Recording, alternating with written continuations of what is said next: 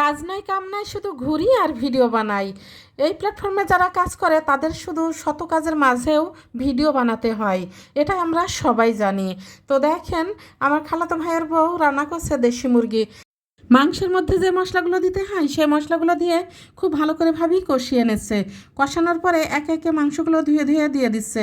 এক একজনের রান্নার ধরন এক এক রকম হলে খেতেও কিন্তু অনেকটাই ভালো হয়। এক একজনের হাতের রান্না অসম্ভব ভালো লাগে। সবার হাতের রান্নাই যে যেমন করে রান্না করে সেটাই কিন্তু তার কাছে ভালো লাগে, অন্যের কাছেও ভালো লাগে। তো এভাবে ভাবি রান্নাটা করছে। তো আমি ভাবলাম ভিডিওটা করেই ফেলি আপনাদেরকে দেখানোর জন্য।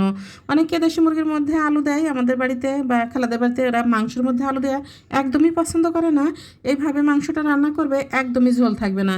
খুব সুন্দর করে মাংসটা কষানো হয়ে গেলে তারপরে আরও একবার পানি দিয়ে কষিয়ে নেবে। কষানোর পরে ঝোলের পানিটা দেওয়ার পরে তারপরে একদম যখন ঝোলটা কমে আসবে তখন নামিয়ে নেবে। এই রান্নাটা কিন্তু অনেক বেশি পরিমাণ ভালো হয়েছিল। আমি কিন্তু খালাদের বাড়িতে ভাত খেয়েছিলাম ভাবির হাতের রান্না। আর তাছাড়া আমার এই ভাবির হাতের রান্না খুবই ভালো লাগে আমার কাছে।